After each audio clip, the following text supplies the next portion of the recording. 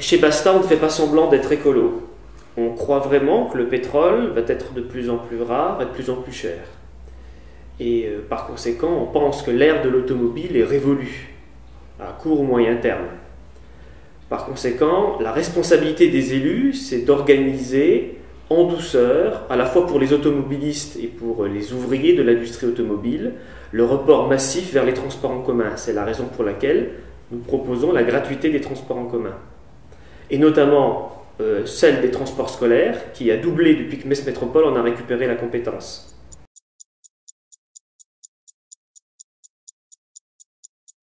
À Basta, nous ne promettons pas de ne pas augmenter les impôts.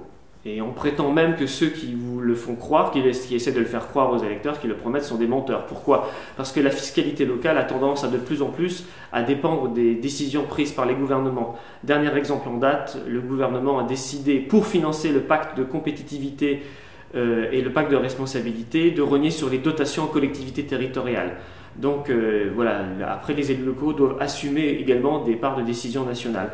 Ensuite, je suis particulièrement agacé par les jérémiades qu'on entend en permanence au sujet des impôts. Je préférais que mes concitoyens prennent conscience que les impôts servent à financer la cohésion sociale et la solidarité et regardent d'un petit peu plus près comment sont dépensés les impôts locaux. À Metz, effectivement, il y a de quoi regarder, il y a de quoi être mécontent. 500 000 euros par an pour les dépenses de communication, 500 000 euros pour la fête de la Mirabelle, la même chose pour la Nuit Blanche, 4 millions d'euros pour le fonctionnement de Pompidou, des milliers d'euros également pour les illuminations de Noël.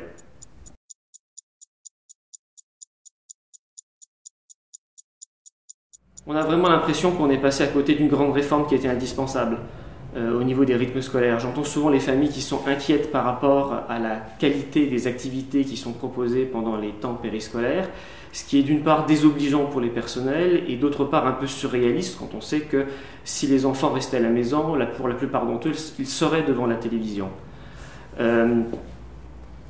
L'objectif de la réforme, c'était de relâcher la pression sur le temps de l'enfant. Il n'est pas nécessaire de vouloir blinder les emplois du temps des enfants comme si c'était des ministres.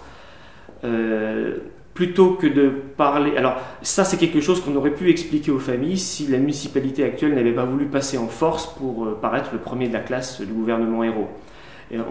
Par rapport à la question de l'école, nous, ce qui nous préoccupe, c'est le fait qu'à Metz, l'école n'est pas gratuite.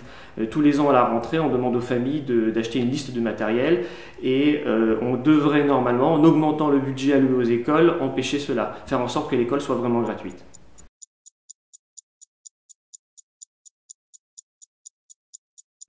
Alors déjà, nous pensons qu'il faut arrêter de soutenir les projets de la grande distribution, mais pas seulement parce qu'ils font couler les commerces des centres-villes, surtout parce que la grande distribution est le bras armé de la société de consommation, de la société de gaspillage, du mythe de la croissance infinie, alors qu'on sait désormais que notre planète est finie et que ses ressources sont de plus en plus rares.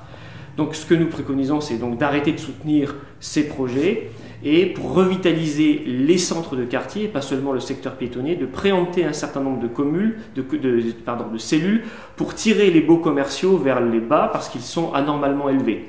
Et quoi faire dans ces cellules qui seraient préemptées par la commune? Eh bien, y installer des commerces alternatifs par rapport à la grande distribution et également des associations.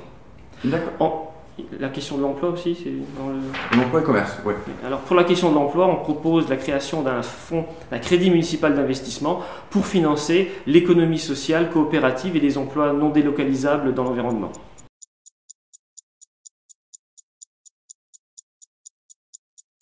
À Metz, le maire sortant répète à l'envi sa petite phrase préférée, à savoir « à Metz, les grues tournent ». Il fait le geste comme ça, « à Metz, les grues tournent ».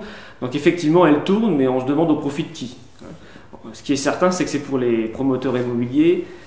Là, avec, on a l'impression que les élus locaux sont obnubilés par le mythe de la croissance. On a l'impression que tant que Metz Métropole ne sera pas visible de la planète Mars, la communauté d'agglomération ne décrochera pas son salut.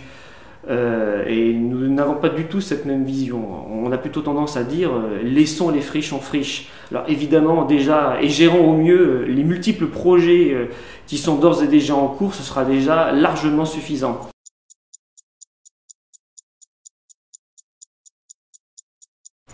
À Metz, les listes de droite font de la surenchère sur la sécurité. Plus de police municipale, plus de caméras de vidéosurveillance. La municipalité sortante a fait plus ou moins la même chose, sauf qu'elle s'en vante plus ou moins en fonction de son auditoire.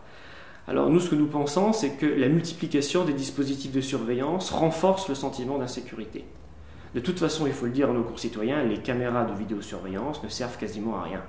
Et je vous souhaite de ne pas faire l'expérience de l'inutilité de ces caméras.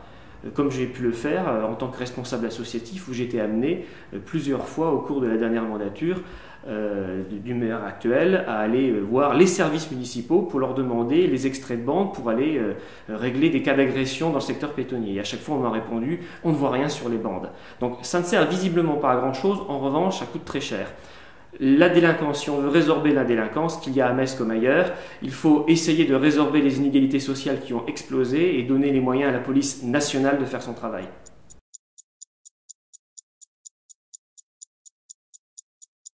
Pour Basta, la culture ne se résume pas à l'art. C'est la raison pour laquelle nous disons que nous souhaitons soutenir les médias alternatifs, comme Toumès par exemple, enfin, du genre de Toumès, et les universités populaires. Ensuite, nous disons basta aux événements culturels dispendieux qui claquent 500 000 € par an en 24 heures pour faire la fête à côté d'un bidonville. C'est ce qui s'est passé lors de la dernière Nuit Blanche. Alors qu'est-ce que nous proposons ? Nous proposons tout d'abord d'implanter les associations locales, pas forcément culturelles, mais entre autres les associations culturelles qui le souhaitent, dans les équipements culturels qui coûtent cher en fonctionnement et qui pourraient enfin profiter un peu aux associations locales, aux Messins et pas seulement aux touristes friqués. Et enfin, nous attirons l'attention de nos concitoyens sur le fait que la culture ne peut pas se développer au détriment des salariés du monde de la culture. Que ce soit à Pompidou ou à l'EPCC Metz en Seine qui gêne l'Arsenal à les Trinitaires, visiblement ces structures sont les championnes de l'emploi précaire et d'ailleurs l'EPCC Metz en Seine, c'est-à-dire la ville de Metz, vient d'être condamné pour délit d'entrave syndicale.